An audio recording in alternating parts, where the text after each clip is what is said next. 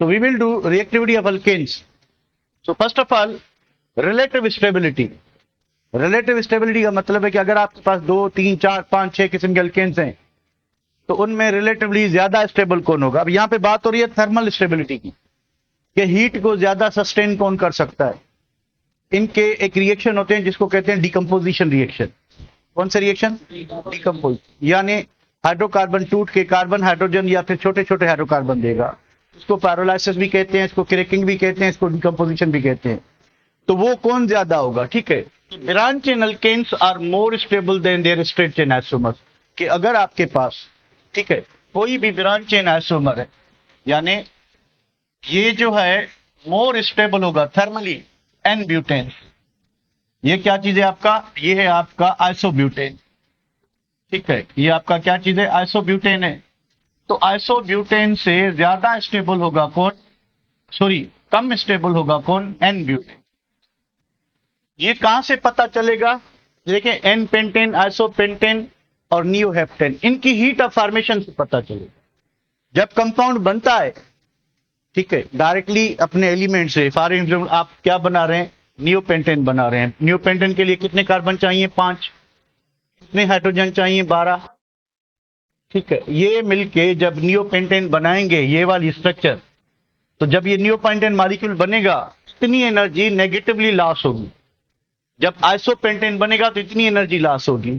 जब N pentane बनेगा तो इतनी होगी। तो नेगेटिव वैल्यू जितना ज्यादा होगा, ये 2-4 मरतबा इससे रिलेटेड नहीं, वैसे क्वेश्चन आया हुआ है कि भाई कौन सा कंपाउंड ज्यादा स्टेबल होगा, जिसकी हीट ऑफ फॉर्मेशन नेगेटिवली में जितनी डाउन होगी, यानी उतनी ज्यादा एनर्जी क्या हुई होगी? रिलीज होगी। तो वो उतना बांड क्या होगा? उसमें मजबूत होगा। तो थर्मली कौन ज्यादा स्टेबल है? नियोपेंटेन। यानी ब्रांचिंग बढ़ाने से इनकी जो थर्मल स्टेबिलिटी है या इनकी जो रिएक्टिविटी है वो क्या हो जाएगी? कम हो जाएगी, ठीक है। पर सिर्फ कौन सी? थर्मल स्टेबिलिटी, हीट के अगेंस्ट इनकी जो टूटने की सलाहियत है उसमें फर्क पड़ेगा। बाकी रिएक्टिविटी जनरल पे आते हैं। जनरल रिएक्टिविटी देखें, अल्केन्स में 2 ही किस्म के बॉन्ड हैं। अल्केन में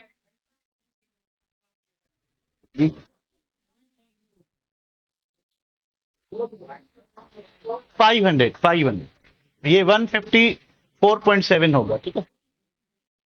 अच्छा, उसके बाद ये है कि रिएक्टिविटी, जनरल रिएक्टिविटी की बात करें, देखिए कंपाउंड रिएक्टिव होता है जिसमें या तो कोई पोलर बॉन्ड हो या फिर कोई पाई बॉन्ड, वीक बॉन्ड हो। तो अल्केन्स में सिर्फ और सिर्फ सिग्मा बॉन्ड। अल्केन में क्या होता है? सिर्फ और सिर्फ कार्बन कार्बन भी कौन सा बॉन्ड होता है? सिग्मा। और कार्बन हाइड्रोजन भी कौन सा बॉन्ड होता है? सिग्मा। इसमें ना ही तो कोई पोलर बॉन्ड है, ना ही कोई वीक बॉन्ड है। इस वजह से जो अल्केन्स होते हैं they are highly stable, they are least reactive. इस वजह से इनका दूसरा नाम है, इनको पैराफिन्स कहते हैं। पैरा लैटिन वर्ड है, पेरियम से लिया गया, उसका मतलब है लिटिल। एफिन्स मींस एफिनिटी और ability. So they have little ability to react. इनके रिएक्ट करने की एबिलिटी बहुत ही कम होती है। अब क्यों कम होती है? क्योंकि इसमें कोई वीक बॉन्ड है ही नहीं, ना ही पोलरिटी है, ना ही कोई क्या है, कोई वीक बॉन्ड मौजूद है। So alkanes are called paraffins. Latin पेरियम मींस लिटिल, एफिन्स मींस एबिलिटी कह ले, एफिनिटी कह ले। They are less reactive, inert towards acids, bases, oxidizing agent, reducing agent at normal condition. अगर आप रूम टेम्परेचर पे किसी भी अल्केन को उठा के उससे ऑक्सीडाइजिंग एजेंट को रिएक्ट कराएंगे, रिड्यूसिंग एजेंट को रिएक्ट कराएंगे, एसिड से रिएक्ट कराएंगे, बेस से रिएक्ट कराएंगे, तो रूम टेम्परेचर पे कोई इफेक्ट नहीं होने वाला। They will be stable, they will be non reactive, ये रिएक्ट नहीं करेंगे, ठीक है। अच्छा, दे आर कॉल्ड पैराफिन्स। ये इनको पैराफिन्स कहते हैं। क्यों कहते हैं? Because of their low reactivity. They are called paraffins because of their low reactivity. 2 question है, why they are called paraffins, why they are paraffins. 2 अलग अलग क्वेश्चन है। Why they are called paraffins? Because of their low reactivity. Simple answer है, क्योंकि इनको react करने की ability कम होती है, इस वजह से हम इनको क्या कहेंगे कि ये पैराफिन्स होते हैं। Why they are paraffins? Why they are less reactive? क्यों होते हैं? There are 2 possible reasons. One is that के they have inertness of sigma bond, के सिग्मा बॉन्ड स्ट्रांग होता है, इनर्ट होता है, यानी लेस एक्टिव होगा, कम टूटेगा, ठीक है। उसके बाद लेक ऑफ पोलैरिटी, के कोई भी पोलर बॉन्ड नहीं मौजूद है। तो पहला क्वेश्चन ये था कि they are called paraffins because of their low reactivity and high stability, ठीक है। ये low reactivity is due to, कि इनकी लो रिएक्टिविटी क्यों होती है? They are 2 possible reason. One is the inertness of carbon-carbon and carbon-hydrogen sigma bond. Sigma bond is considered as a strong bond. अब bond अगर स्ट्रांग होगा तो reactivity ज्यादा होगी कि स्टेबिलिटी कम होगी?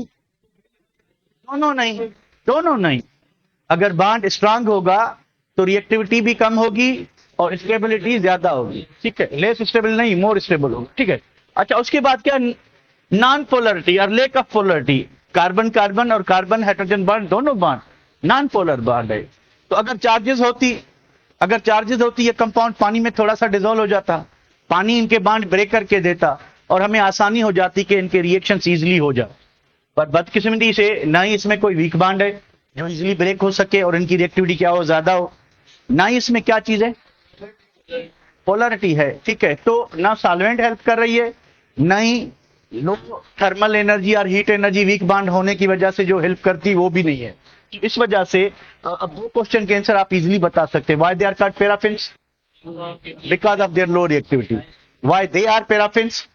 Because of two reasons. One is inertness of sigma bond, और आप ये कह सकते हैं presence of strong sigma bond, and lack of polarity, absence of polarity के पोलरिटी नहीं है मॉलिक्यूल में, चार्जेस नहीं है मॉलिक्यूल्स में, इस वजह से ये क्या होंगे, लेस रिएक्टिव होंगे, ठीक है बेटा। तो उसके बाद क्या चीज है कि चलें ठीक है, मान लिया कि नॉर्मल कंडीशंस पे ये रिएक्शन नहीं करते, ना एसिड के साथ ना बेसिस के साथ। हाउएवर अगर हम स्पेशल कंडीशंस इनको अप्लाई करें या इनको प्रोवाइड करें तो they undergo 4 types of reaction. Normally alkanes react नहीं करते रूम टेम्परेचर पे, पर अगर हम कुछ स्पेशल कंडीशंस अप्लाई करें तो ये हमें थर्मल और क्रैकिंग रिएक्शंस, ये इक्वल टू और अबव 500 डिग्री सेंटीग्रेड होते हैं। उसके बाद कैटालिटिकल रिएक्शंस, ये जो है 400 डिग्री सेंटीग्रेड एंड 200 एटीएम, यानी हाई प्रेशर और हाई टेम्परेचर पे होते हैं। सब्स्टिट्यूशन रिएक्शंस, अब इसमें दो किस्म के सब्स्टिट्यूशन, एक हेलोजिनेशन है। हेलोजिनेशन जो है वो रूम टेम्परेचर पे हो जाता है, ठीक है। बाकी जो नाइट्रेशन है वो 450 डिग्री सेंटीग्रेड पे होता है, ठीक है। उसके बाद कंबस्शन रिएक्शन होता ही हाई टेम्परेचर पे, ठीक है। अब ऑर्गेनिक केमिस्ट्री में हर फैमिली, हर फंक्शनल ग्रुप के कुछ ऐसे कैरेक्टरिस्टिक रिएक्शंस होते हैं जिनको हम प्रिंसिपल रिएक्शंस भी कहते हैं, जिनको हम कैरेक्टरिस्टिक रिएक्शन भी कहते हैं। वो रिएक्शन जो वो फैमिली रूम टेम्परेचर पे देती है, नॉर्मल कंडीशंस पे, not on the special condition. आपको high pressure high temperature use ना करना पड़े, रिएक्शन अराउंड किस टेम्परेचर पे हो, 25। So those reactions are called what, आप उनको प्रिंसिपल रिएक्शंस कह सकते हैं या आप उनको कैरेक्टरिस्टिक रिएक्शंस कह सकते हैं, कैरेक्टरिस्टिक रिएक्शंस। तो हर फैमिली में ऑर्गेनिक केमिस्ट्री का कोई भी फंक्शनल ग्रुप हो, हर फैमिली की एक टाइप के ऐसे रिएक्शंस होते हैं जो रूम टेम्परेचर पे होते हैं। बताएं अल्केन्स में कौन से रिएक्शंस हैं जो रूम टेम्परेचर पे होते हैं? सब्स्टिट्यूशन। कौन सा? Substitution. So their principal reactions जो नॉर्मल कंडीशंस पे होंगे, they are what, they are substitute. Substitution में भी एक टाइप है, दूसरी नहीं, हेलोजिनेशन। यानी आप क्लोरीन ऐड करें, आप ब्रोमीन ऐड करें, आप आयोडीन ऐड करें, वो रिएक्शन रूम टेम्परेचर पे होगा। बाकी रिएक्शन सारे स्पेशल कंडीशंस पे होंगे। ओनली सब्स्टिट्यूशन और halogenation reaction is considered as the characteristic और प्रिंसिपल रिएक्शंस ऑफ अल्केन्स, जो कि रूम टेम्परेचर पे हो सकते हैं। जो कि रूम टेम्परेचर पे वो क्यों होंगे वो भी आपको पता चल जाएगा कि सिर्फ ये रिएक्शन रूम टेम्परेचर पे क्यों हो रहा है, बाकी क्यों नहीं हो रहा है। यहां तक कोई दिक्कत बेटा कि 4 किस्म के रिएक्शंस पॉसिबल है। कौन कौन से भाई? थर्मल और क्रैकिंग, इसको आप पायरोलाइसिस कह सकते हैं, इसको आप क्रैकिंग कह सकते हैं। कंपाउंड हाइड्रोकार्बन टूटेगा, टूट के कार्बन हाइड्रोजन या फिर छोटे छोटे क्या देगा, अल्केन्स अल्कीन्स इनका मिक्सचर देगा। सो अच्छा, उसके बाद क्या चीज है? सब्स्टिट्यूशन, कंबस्शन, ठीक है। तो हम पहले ये 3 रिएक्शन जो उनकी बात करते हैं, बाद में प्रिंसिपल रिएक्शन पे आते हैं। उसको मैं सेव करता हूं। तो 3 बातें हमने पढ़ी यहाँ पे। They are called paraffins, why they are paraffins, what type of reaction they undergo, and fourth thing हमने पढ़ी कि इनके प्रिंसिपल रिएक्शंस कौन से होंगे, सब्स्टिट्यूशन। सब्स्टिट्यूशन को फर्दर क्लासिफाई करें तो फिर क्या होगा, हेलोजन, क्योंकि इसका नाइट्रेशन भी सब्स्टिट्यूशन रिएक्शन है, but it occurs at 450 degree से। तो उसको आप प्रिंसिपल और कैरेक्टरिस्टिक रिएक्शन नहीं कह सकते। वो रिएक्शन जो आम कंडीशन पे हो, नॉर्मल टेम्परेचर पे, नॉर्मल प्रेशर पे, रूम टेम्परेचर पे, खुद ब खुद हो, हमें कुछ ना करना पड़े, that reaction is considered as principal और कैरेक्टरिस्टिक। क्लियर बेटा? चलिए अब बात करते हैं। तो देखें हमारे बुक में खाली यही रिएक्शन दिया हुआ है, ये वाला, इसमें भी हेलोजिनेशन, नो नाइट्रेशन, ठीक है। तो क्योंकि लग रहा है इस साल कि मे भी ऐसा हो कि टेस्ट जो है वो पाकिस्तान में अगर एक ही होती है तो फिर आपको सारे सिलेबस पढ़ने पड़ेंगे, तो इसी वजह से मैं आपको थोड़ा सा पंजाब फेडरल मिक्स करके हम पढ़ते हैं। तो ये वाली जो बेहद थी ये हमारे बुक की नहीं है, कहा गया ये रिलेटिव स्टेबिलिटी, ये फेडरल से ली गई है, ठीक है, ये फिर पंजाब से ली गई है। तो हमारे बुक में सिंपल सिंपल सी चीजें, कुछ ज्यादा नहीं। तो पहले हम नॉर्मल रिएक्शंस को देखते हैं, ठीक है। थर्मल और क्रैकिंग रिएक्शंस, थर्मल और क्रैकिंग रिएक्शंस, इनको आप क्या कहते हैं? आप इनको कहते हैं क्रैकिंग, क्रैकिंग, और इसको कहते हैं पायरोलाइसिस, पायरोलाइसिस। अब देखिए क्रैक मतलब टूटना, कंपाउंड टूटेगा, ठीक है, छोटे छोटे हिस्सों में। Fire means fire, lysis means breakage. हम फायर यानी हीट एनर्जी यूज करेंगे कंपाउंड को ब्रेक करने के लिए, तो कंपाउंड टूट जाएगा। तो देखें पायरोलाइसिस एक जनरल रिएक्शन है। पायरोलाइसिस, पायरोलाइसिस एक कॉमन टर्म है that can be used to any thermal decomposition reaction. कोई भी कंपाउंड टूट रहा है आप पायरोलाइसिस वर्ड यूज कर सकते हैं, but cracking is a specific word when the compound to be decompose is a hydrocarbon. You say pyrolysis as a cracking. Yani every pyrolysis reaction is not a cracking, but cracking is a pyrolysis reaction. Cracking pyrolysis की type है, पर सारे pyrolysis reaction cracking नहीं होती। सिर्फ जब hydrocarbon break हो रहा हो, ठीक है, अल्केन, अल्कीन, अल्काइन ब्रेक हो रहा हो, आप पायरोलाइसिस रिएक्शन को क्रैकिंग कह सकते हैं, ठीक है।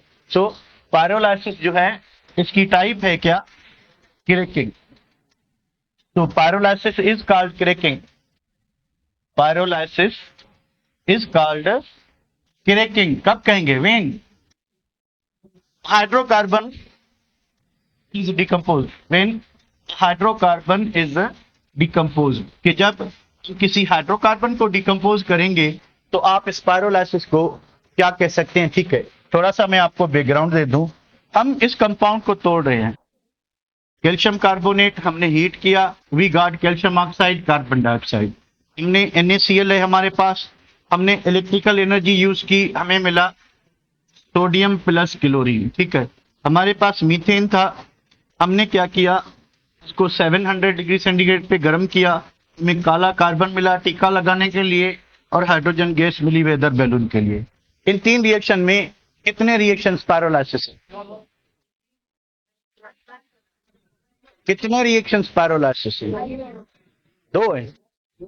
दो में हमने हीट एनर्जी यूज किया, इसमें तो इलेक्ट्रिकल है ना, ये पायरो, ये भी पायरो। अब इन तीन में क्रैकिंग कितने हैं? कौन सा? मीथेन वाला। मीथेन वाला रिएक्शन क्या है? क्रैकिंग है। तो ये क्रैकिंग भी है, पायरोलाइसिस भी है। ये खाली पायरोलाइसिस, नो क्रैक।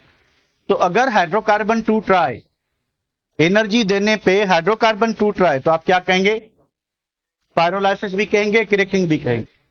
अगर दूसरा कंपाउंड टूट रहा है तो खाली पायरोलाइसिस है, उसको आप क्रैकिंग नहीं कहेंगे, ठीक है। तो ये बात क्लियर है। तो these reactions occurs at high temperature in और एब्सेंस ऑफ कैटलिस्ट। आप कैटलिस्ट यूज करोगे तो रिएक्शन थोड़ा कम टेम्परेचर पे होगा, अगर आप कैटलिस्ट यूज नहीं करोगे तो रिएक्शन थोड़ा क्या होगा? हाई टेम्परेचर पे होगा। इन the presence of catalyst reaction 500 से 550 पे होता है। In the absence of catalyst reaction 700 से लेके 1000 तक होता है, ठीक है। काम क्या है पायरोलाइसिस का? कि अगर आपके पास लेस वैल्यूएबल हाइड्रोकार्बन है, मान ले आपके पास C29 है, C29 ना गैस है कि उसको हम सिलेंडर में भर के किसी गाड़ी की CNG या LPG वगैरह में यूज करें, ना वो पेट्रोल है क्योंकि उसके पास 5 से 10 कार्बन नहीं है, ना वो केरोसिन ऑयल है, ना वो मोबिल ऑयल है, ना वो डीजल ऑयल। यानी एक ग्रीस है, एस्फाल्ट है, सॉरी ग्रीस है या पैराफिन वैक्स है, जिसका सिर्फ एक ही काम है, लुब्रिकेशन। जब हम उसकी क्रैकिंग करेंगे C29 वाले कंपाउंड की, जब हम क्या करेंगे? क्रैकिंग करेंगे, तो what we have C29, C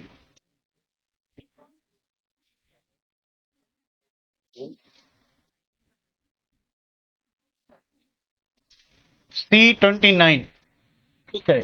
C29 वाला जो है ये खाली क्या चीज है, ये वैक्सी सॉलिड है।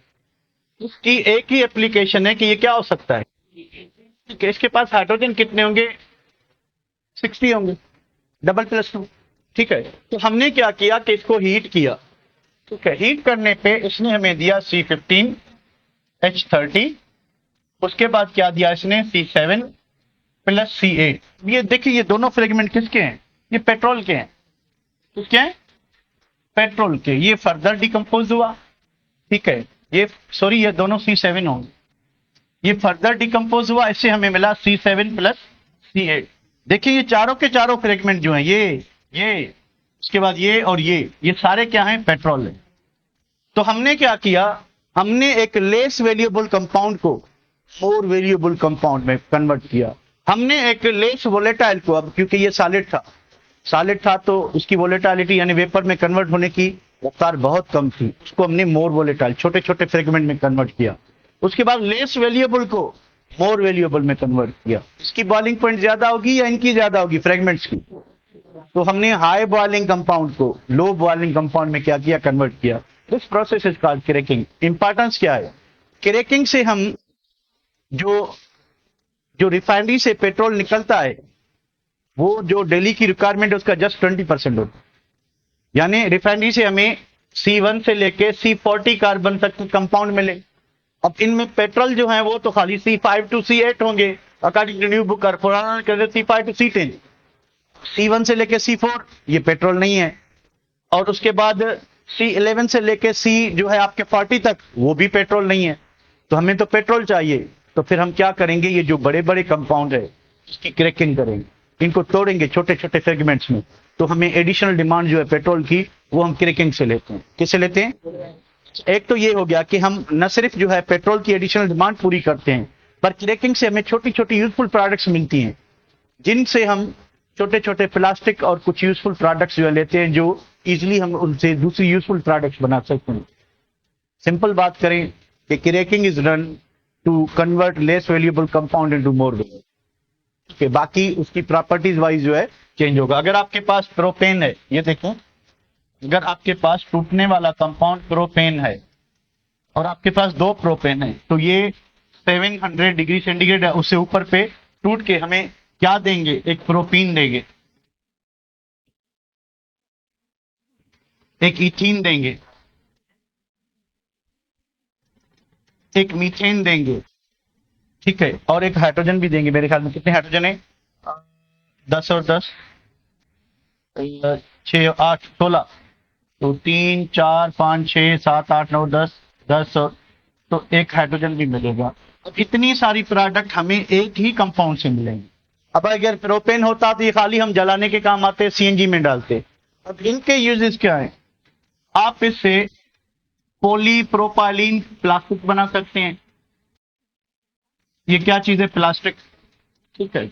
आप इथीन से पॉलीइथीन प्लास्टिक बना सकते हैं। ये जो हम शापर यूज करते हैं, शापिंग बैग जो है, ये पॉलीथीन होता है, ठीक है। उसके बाद पॉलीथीन आप एज अ हार्मोन यूज कर सकते हैं for artificial ripening of fruits. आप इसको एज अ गैस यूज कर सकते हैं, आप उसको वेदर बैलून में यूज कर सकते हैं। देखिए एक ही कंपाउंड था, एक दो यूजेस थे, लिमिटेड यूजेस थे, उससे हमने जो प्रोडक्ट निकाली हैं उसके मल्टीपल यूजेस है। तो ये रिएक्शन हमारे बुक में है नहीं, तो इसको जस्ट मैंने आपको जस्ट ये दिखाना था कि अल्केन्स के जो ये रिएक्शन है, क्रैकिंग या पायरोलाइसिस या थर्मल डिकम्पोजिशन, ये हाई टेम्परेचर पे होते हैं। And these reaction are considered as principal reactions are characteristics are both are none of these. ये इन दोनों में कोई नहीं है, ये हायर टेम्परेचर पे होते हैं, ठीक है बेटा। चलें इसकी फिल्म इधर खत्म करते हैं। तो इधर कुछ एग्जांपल लिखे हुए हैं कि मीथेन 700 डिग्री सेंटीग्रेड पे कार्बन प्लस हाइड्रोजन देगा, और ये क्या चीज है, C3H8, यही प्रोपेन आपका 700 से 800 लेके यही 3 प्रोडक्ट्स देगा। और अगर आपके पास C16 वाला कंपाउंड है, ठीक है, तो आपको C7 देगा। उसके बाद ये मिलेंगे आपको, उसकी ये छोटी छोटी प्रोडक्ट्स मिलेंगी। ये छोटी छोटी प्रोडक्ट्स किसके काम आती हैं, ये मार्केट में काफी इनकी डिमांड होती है। तो जो भी छोटा अल्कीन होगा उसकी एडिशन पॉलीमराइजेशन होती है, उसकी प्लास्टिक बनता है। तो वैरायटी ऑफ प्लास्टिक बना सकते हो आप, और भी इनके यूजेस हैं वो आप बना सकते हो, ठीक है। तो इसको सेव करते हैं। तो ये रिएक्शन जो है, ये आए भाई कंबस्शन रिएक्शन। कंबस्शन रिएक्शन एक ऐसी प्रॉपर्टी है जो ऑलमोस्ट एवरी ऑर्गेनिक कंपाउंड जो है, क्योंकि उसमें कार्बन होगा, तो कार्बन या तो प्योर ऑक्सीजन से या फिर एटमॉस्फेरिक ऑक्सीजन से, यानी जो एटमॉस्फेयर में नाइट्रोजन के साथ जो ऑक्सीजन मौजूद है उससे जल के कार्बन डाइऑक्साइड और कभी कभी वाटर बना। अगर हाइड्रोजन होगा तो वाटर बनेगा, अगर कंपाउंड में हाइड्रोजन नहीं है तो खाली कार्बन डाइऑक्साइड बनेगा। तो इस रिएक्शन को क्या कहते हैं? Combustion reaction. सो है क्या? The burning of hydrocarbon in oxygen यानी प्योर ऑक्सीजन और oxygen of air is called combustion. और कंबस्शन रिएक्शन जो है ये एक्सोथर्मिक होता है। एवरी टाइम आप किसी भी हाइड्रोकार्बन को या किसी भी चीज को जलाओगे तो अगर आप हाथ रख के देखोगे तो आपको पता चलेगा कि गर्मी निकल रही है। तो रिएक्शन क्या होता है? एक्सोथर्मिक होता है। ठीक है। So the combustion may be incomplete, partial और कंप्लीट डिपेंडिंग अपॉन द, इसको भी डिस्कस करते हैं। ठीक है। हाईली एक्सोथर्मिक रिएक्शन होता है। ठीक है। तो इसको देखिए, ये रिएक्शन स्पॉन्टेनियस होता है। क्या होता है? What is spontaneous reaction? ऐसा रिएक्शन जिसको आप एक मरतबा स्टार्ट करें फिर वो खुद ब खुद चलता रहे। अब आपके पास पेट्रोल मौजूद है, सिर्फ आपने एक तीली स्पार्क देनी है उसको, वंस आप दे दें उसके बाद वो खुद जलता रहेगा। तो इस रिएक्शन को स्पॉन्टेनियस कहते हैं, जो खुद ब खुद हो, विदाउट एक्सटर्नल हेल्प। आपने हेल्प सिर्फ एक की है, क्या? आपने सिर्फ स्पार्क दी थी। ठीक है। तो अगर स्पार्क नहीं दोगी, क्योंकि ये लेस टेम्परेचर पे होता नहीं है, तो आपने जो हाई टेम्परेचर दिया उस पर वो जैसे ही शुरू हुआ तो अब चलता रहेगा। तो पहली बात ये क्या होता है? एक्सोथर्मिक रिएक्शन होता है। क्या होता है? एक्सोथर्मिक। फिर एक्सोथर्मिक होगा तो हीट क्या होगी? रिलीज होगी। उस हीट को कहते हैं heat of combustion. Heat of combustion. ठीक है। अब हीट ऑफ कंबस्शन जो है काफी साइक्लिक कंपाउंड की एक स्टैंडर्ड होता है, किसी भी कंपाउंड का उसकी स्टेबिलिटी चेक करने का।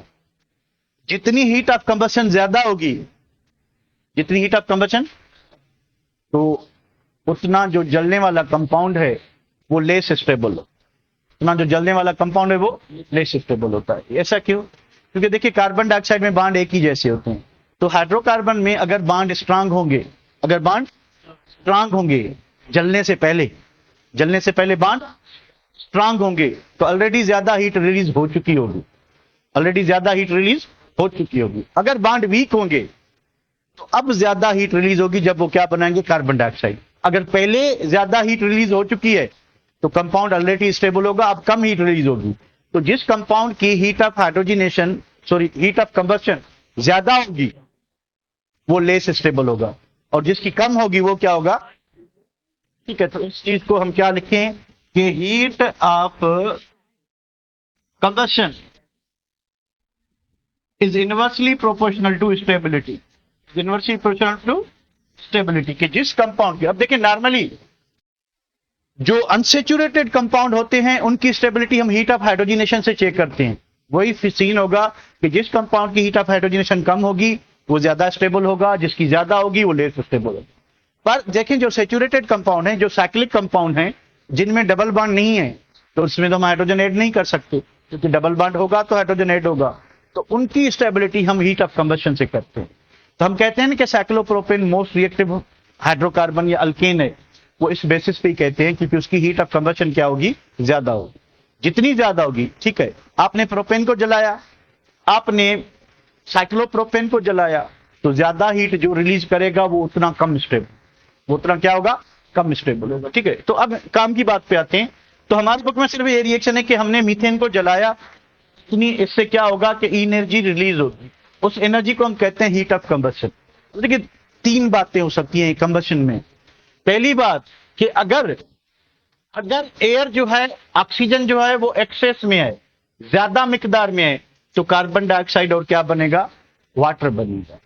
अगर ये, इसको हम कहेंगे कंप्लीट कंबस्शन, यानी अगर कार्बन जल के कार्बन डाइऑक्साइड देता है, वाटर बनेगा ही बनेगा, हाइड्रोजन इनकम्प्लीट बर्न नहीं होता। अगर कार्बन जो है वो ऑक्सीजन एक्सेस में है और कार्बन डाइऑक्साइड बनाता है तो आपकी कंप्लीट कंबस्शन होगी।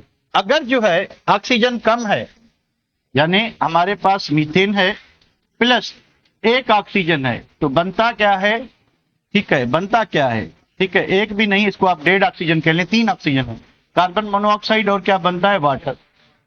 ठीक है, और क्या बनता है, वाटर। ठीक है, इसको हम क्या कहेंगे, पार्शल कंबशन कहेंगे, यानी कार्बन पूरा नहीं जला। अगर पूरा जलता तो क्या बना था, कार्बन डाइऑक्साइड। अब ये पार्शल यानी हाफ ऑक्सीडाइज हुआ, तो इसने क्या बनाया, कब बनाएगा, जब ऑक्सीजन जो है वो क्या होगी, लेस अमाउंट होगी, इसकी कम परसेंटेज होगी। ठीक है, अगर आपके पास मीथेन है और वेरी लिटिल ऑक्सीजन आप यूज करते हो, ठीक है, तो खाली कार्बन बनेगा और वाटर बनेगा। इसको हम कहेंगे इनकम्प्लीट कंबशन। इसको क्या कहेंगे, अगर ऑक्सीजन ज्यादा मिकदार में है तो कंप्लीट कंबशन होगी, कार्बन डाइऑक्साइड बनेगा। अगर ऑक्सीजन कम मिकदार में है तो कार्बन मोनोऑक्साइड बनेगी, पार्शियल ऑक्सीडेशन कहेंगे। अगर बहुत ही कम है तो कार्बन बनेगा, कार्बन यानी ऑक्सीडाइज नहीं होगा, कार्बन काला बनता है। ठीक है, तो अगर आपके घर का जो चूल्हा है उसमें नीचे से जहां से हम ये बटन दबाते हैं ना, उसके अंदर वाली साइड से अगर देखेंगे तो एयर होल होता है। ये डे बाय डे ऑयल वगैरह लगते लगते ये कभी कभी बंद हो जाते हैं। जब चूल्हा पुराना होने लगता है तो आप देखेंगे वो बर्तन घर में काले होते हैं। बर्तन क्या होते हैं, काले होते हैं, due to what, incomplete combustion. Gas कैसे जलेगी, पाइप में तो फिर खाली मीथेन आ रही है ना, मीथेन, ईथेन, प्रोपेन, ब्यूटेन। जब तक उसमें एयर मिक्स नहीं होगी तो जलेगा कैसे, तो एयर होल से क्या होता है कि एयर अंदर जाती है, फिर हाइड्रोकार्बन और एयर का मिक्सचर ऊपर आता है जो जलता है। अगर ऑक्सीजन नहीं होगी, एयर होल बंद हो जाएगा, तो ऑक्सीजन ऊपर जब तक वो कांटेक्ट में आए तब तक क्या होगा कि कार्बन खाली बनता रहेगा, बर्तन काले होते रहेंगे। ठीक है, तो स्पेशली आप देखेंगे कि जो सिलेंडर हम यूज करते हैं उस पर बर्तन ज्यादा काले होते हैं क्योंकि उसके बटन में एयर होल नहीं होता, या घर वाला चूल्हा उसमें जो है कभी कभी काले होते हैं। ठीक है, या फिर डॉक्टर हमें मना करता है, क्या मना करते हैं डॉक्टर के, भाई घर में सोने से पहले गैस वाला हीटर बंद करके सोया करो, क्योंकि सर्दियों में जब आप हीटर यूज करें, क्या आप दरवाजा खोल के यूज करते हैं, ये सारी चीजें बंद करके करते हैं, क्योंकि हमें ठंड ज्यादा लग रही है, ठंड ज्यादा लग रही है, इस वजह से खिड़कियां हर चीज बंद करते हैं, तो अंदर ऑक्सीजन का इनपुट क्या होता है, कम होता है। अब आपने एक बड़ा सा हीटर लगाया हुआ है, कमरे में जितनी ऑक्सीजन आ रही है वो हीटर जो है उसको जलाने के काम आ रही है, तो आहिस्ता आहिस्ता कमरे में इनपुट क्या होगा, कम होगा। तो काफी वक्त के बाद जब पूरा दरवाजे सरवाजे आपने बंद किए हुए हैं, खिड़कियां वगैरह, तो आहिस्ता आहिस्ता कार्बन की कमरे में कमी होती जाएगी, तो आपकी कंप्लीट कंबशन कहां पे आ जाएगी, इनकम्प्लीट, सॉरी, पार्शल पे। जब पार्शल पे आएगी तो कार्बन मोनोऑक्साइड बनना शुरू होगी, जो कि एक पॉइजन का काम करती है।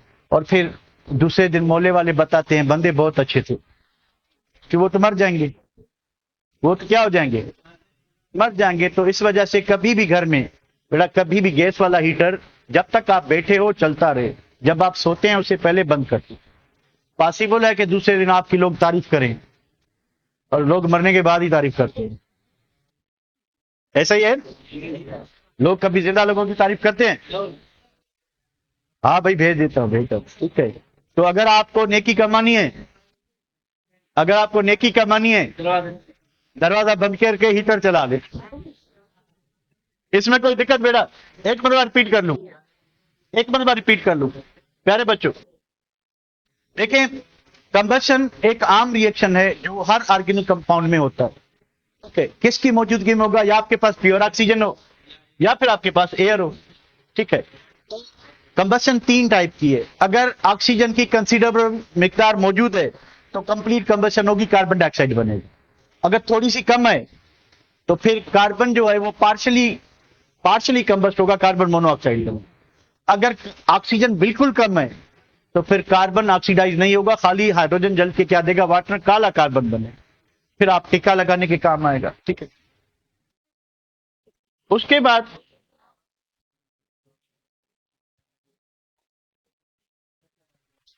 तीसरा नंबर, कि जो छोटे छोटे अल्केन्स हैं उनको हम क्या करते हैं, उनको हम जलाते हैं, किस में जलाते हैं, या metallic catalyst such as copper use करते हैं। क्या होगा जरा देखते जाएं। हमारे पास है मीथेन, ठीक है, ये मीथेन है। हम क्या करेंगे, आधा ऑक्सीजन एयर वाला कंडीशन है, कॉपर ट्यूब, यानी इस दोनों के मिक्सचर को कॉपर ट्यूब से क्रॉस कराएंगे।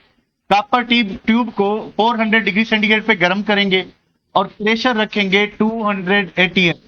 200 क्या होगा बच्चों, कि इन दोनों गैसेस को, मीथेन मीथेन गैस है, ऑक्सीजन भी गैस है, इन दोनों गैसेस को 200 एटीएम पे कंप्रेस करेंगे। कंप्रेस करके इस कॉपर ट्यूब को 400 डिग्री सेंटीग्रेड पे गर्म करेंगे। अब जैसे ही इन गैसेस को इस ट्यूब के, कॉपर ट्यूब के अंदर से गुजारेंगे, कॉपर कैटलिस्ट का काम करेगा। ये जो कितने ऑक्सीजन, एक है, दो कट गए, ये ऑक्सीजन इधर वो इस कार्बन हाइड्रोजन बॉन्ड में इंसर्ट हो जाएगा, हमें मिलेगा मिथाइल अल्कोहल। हमें क्या मिलेगा? Methyl alcohol. तो प्रोडक्ट क्या बनेगी? प्रोडक्ट बनेगी CH3OH। ठीक है, CH3OH। चलिए इसको मैं और फर्दर ओपन करके लिखता हूं, HHH। क्या बना? थोड़ा जोर से बताएं। Methyl alcohol. ठीक है, इसी कंडीशन पे, यही same condition, same, nothing is change. अब क्या होगा?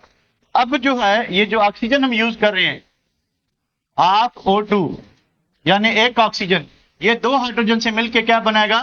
वाटर। क्या बनेगा? देखिए, एक बांड इस कार्बन का टूटा है, किसका? ऑक्सीजन का। ये आपस में डबल बांड बनाएंगे। क्या बनाएंगे? तो ये कंपाउंड बन जाएगा फॉर्मल्डिहाइड। कंपाउंड क्या बन जाएगा? कैसे बना? एक हाइड्रोजन इससे रिमूव हुआ ऑक्सीजन से, एक हाइड्रोजन इससे, तो भाई एक वैलेंस इसकी कम हो गई, एक इसकी, इन दोनों ने आपस में क्या बना लिया? Double bond. और दोनों हाइड्रोजन कौन ले गया? ऑक्सीजन। तो हमें क्या मिला? फॉर्मल्डिहाइड। हमें क्या मिला? फॉर्मल्डिहाइड। अब देखें कि ये इधर देखिए, इधर क्या था? नो कार्बन ऑक्सीजन बॉन्ड, कोई भी कार्बन ऑक्सीजन बॉन्ड नहीं था। 1 carbon oxygen bond, 2 carbon oxygen bond. ठीक है, अब फर्दर जब ऑक्सीडेशन होगी, क्या होगा कि ये जो ऑक्सीजन है ये फिर एक बॉन्ड में इंसर्ट हो जाएगा दोबारा, हमें मिलेगा कार्बोक्सिलिक एसिड। ये देखें जरा, ठीक है, हमें क्या मिलेगा? Formic acid. Formic acid. अब कितने कार्बन ऑक्सीजन बॉन्ड हो गए? 3। ठीक है, 1 2 3। तो ये रिएक्शन कौन सा है? इसको कहते हैं ऑक्सीडेशन। इसको क्या कहते हैं? ऑक्सीडेशन एक ऐसा रिएक्शन होता है जिसमें कार्बन ऑक्सीजन बॉन्ड बढ़ते जाएं। इधर कोई कार्बन ऑक्सीजन बॉन्ड नहीं था मीथेन में। पहले स्टेज पे एक कार्बन ऑक्सीजन बॉन्ड बना, दूसरे स्टेज पे 2 कार्बन ऑक्सीजन, तीसरे पे 3। अब कितने बनेंगे? 4। अब क्या होगा? अब जो है ये जो दूसरा ऑक्सीजन है ये क्या करेगा? ये 2 हाइड्रोजन लेके जाएगा, एक हाइड्रोजन ये, एक हाइड्रोजन ये। देखिए, एक बार इस कार्बन का टूटा, दूसरा ऑक्सीजन का, ये क्या बनाएंगे? Double bond. हमें क्या मिलेगा? Carbon dioxide. Carbon dioxide plus क्या मिलेगा? वाटर। अगेन देखें, कार्बन ऑक्सीजन के कितने बॉन्ड हो गए? 4 कार्बन ऑक्सीजन बॉन्ड। ठीक है, तो इस रिएक्शन को कहते हैं कैटालिटिकल। काम क्या होता है? ये तो सिंपल सी बात थी, ठीक है, कि आपने मीथेन लिया, आपने क्या लिया? मीथेन। मीथेन को आपने मिथाइल अल्कोहल में कन्वर्ट किया, मिथाइल अल्कोहल को आपने अल्डिहाइड में कन्वर्ट किया, अल्डिहाइड को आपने कार्बोक्सिलिक एसिड में, कार्बोक्सिलिक एसिड को आपने कार्बन डाइऑक्साइड। इस रिएक्शन का जो यूज है वो ये है कि हम इससे फैटी एसिड्स बनाते हैं। क्या बनाते हैं? यानी ये जो कुकिंग ऑयल है, कहां से लाएंगे? इतने सूरजमुखी कहां से ले आए भाई? इतना सनफ्लावर, इतना कोकोनट ऑयल कहां से लाएं कि खाना बनाएं? और कितने जानवर मारे कि वहां से हम फैटी एसिड लें? ठीक है, तो अब जो है आर्टिफिशियली जो आपका पेट्रोलियम है उसमें जो ज्यादा कार्बन वाले हाइड्रोकार्बन है उनको क्रैक करके उसमें 12 से लेके जो 20 कार्बन वाले जो आपके अल्केन्स होंगे उसमें ये रिएक्शन करोगे। तो फाइनल प्रोडक्ट अगर इधर रिएक्शन हम रोकते हैं तो हमें क्या मिलेगा? Fatty acid. What is fatty acid? ऐसा मोनोकार्बोक्सिलिक एसिड, जिस मोनोकार्बोक्सिलिक एसिड मतलब जिसमें एक कार्बोक्सिलिक एसिड ग्रुप हो, जिसमें 12 से लेके 20 कार्बन होंगे, 12 से लेके, इसको हम फैटी एसिड कहते हैं। तो हम क्या कहते हैं? तो फैटी एसिड को जैसे ही आप ग्लाइसोल से रिएक्ट करवाओगे तो आपको ट्राइग्लिसराइड मिलेगा, यानी आपको फैटी ऑयल मिलेगी। तो आर्टिफिशियली ऑयल बनाने के लिए, घी बनाने के लिए हम इस रिएक्शन को यूज करते हैं। ठीक है, सो कहां से? नेचुरल सोर्स कौन सी? पेट्रोलियम। अब हमें एनिमल फैट नहीं चाहिए, अब हमें प्लांट से निकलने वाला तेल नहीं चाहिए, हम खुद बना सकते हैं आर्टिफिशियली फ्रॉम पेट्रोलियम। तो ये रिएक्शन वहां पे काम आता है कि आप क्या करते हो कि आप घी और ऑयल बना सकते हो उस रिएक्शन से। ठीक है बेटा, उसको एक मरतबा देख लें, हजम करने की कोशिश करें, हजम करने की कोशिश करें। इसको कैटालिटिकल ऑक्सीडेशन कहते हैं और ये रिएक्शन पंजाब के बुक में अपने में नहीं है। बढ़े आगे, आगे बढ़े, चलें भाई बढ़ते हैं आगे। चौथा और आखिरी रिएक्शन, सब्स्टिट्यूशन रिएक्शन। देखें भाई, what is substitution reaction? Substitute का मतलब होता है कि अल्टरनेट, कोई और। अब ऐसा रिएक्शन जिसमें एक एटम रिप्लेस हो, उसकी जगह पे दूसरा एटम आए, एक एटम रिप्लेस हो उसकी जगह पे दूसरा। या सिंपल 9th लेवल पे डेफिनेशन ये है कि reaction in which one atom or group of atoms replaces other atom or group of atom, कि एक एटम को दूसरा एटम रिप्लेस करो। अब रिप्लेस करने वाला अगर नाइट्रो ग्रुप है तो नाइट्रेशन कहेंगे, रिप्लेस करने वाला हेलोजन एटम है तो हेलोजिनेशन कहेंगे। होगा क्या, एक एटम को दूसरा एटम क्या करेगा, रिप्लेस करेगा। सिंपल ट्रेलर दिखा दूं आपको, उसके बाद आते हैं। देखिए आपके पास मीथेन है, आपके क्या चीज है बेटा, मीथेन है। आप इसको क्लोरीन से रिएक्ट कराते हैं in the presence of sunlight, सूरज की रोशनी में। ठीक है, क्या होगा, ये हाइड्रोजन क्लोरीन को प्यारा हो जाएगा और एक बांड इसका टूटा, एक बांड इसका टूटा, तो ये आपस में जुड़ जाएंगे। क्या बने, CH3, उसके बाद क्या Cl प्लस क्या बना, HCl। ठीक है, अब किसने किसको रिप्लेस किया है, इस क्लोरीन ने इस हाइड्रोजन को क्या किया, रिप्लेस किया। तो this reaction is called substitution reaction. A reaction in which one atom replaces other atom, a reaction in which one atom replaces other group of atoms. Possible है कि दो एटम्स रिप्लेस हो रहे हो। ठीक है, तो इस रिएक्शन को क्या कहते हैं, सब्स्टिट्यूशन। थोड़ा सा इधर आते हैं। The free radical substitution reactions are principal reactions of alkanes। अब देखिए सब्स्टिट्यूशन रिएक्शन तो ऐसा है कि एक atom or group of atom दूसरे को रिप्लेस करें। अब रिप्लेस करने वाला कौन है, यानी सब्स्टिट्यूशन रिएक्शन की इनिशिएशन कौन करता है, स्टार्ट कौन करता है, स्टार्ट किस चीज से हो रहा है। अगर फ्री रेडिकल स्टार्ट करता है तो उसको फ्री रेडिकल सब्स्टिट्यूशन कहते हैं। अगर इलेक्ट्रोफाइल स्टार्ट कर रहा है तो इलेक्ट्रोफिलिक सब्स्टिट्यूशन कहते हैं। अगर न्यूक्लियोफाइल कर रहा है तो फिर, तो तीन टाइप हो सकते हैं। एडिशन के भी तीन टाइप होते हैं, electrophilic addition, nucleophilic addition, free radical addition. Substitution के भी तीन टाइप हैं, free radical substitution, electrophilic addition, nucleophilic. अब ये इलेक्ट्रोफाइल, न्यूक्लियोफाइल, फ्री रेडिकल क्या होता है वो अभी हम पढ़ते हैं, पर थोड़ा रुक के। ठीक है, तो पहली बात कि इनके जो प्रिंसिपल रिएक्शंस हैं, किसके, अल्केन्स के, वो free radical substitution. Free radical क्या होता है, नीचे आएगा। Every homologous have some characteristic chemical reaction by which it is identified. These reactions occurs at normal condition। थोड़ी देर मैंने आपको पहले बताया उनको रिएक्शन को क्या कहते हैं, प्रिंसिपल और कैरेक्टरिस्टिक रिएक्शंस कहते हैं। So these common reactions of each family are called characteristic reactions। For example, principal reactions of alkanes are free radical। देखेंगे अल्केन में, इनमें क्या होता है कि फ्री रेडिकल्स।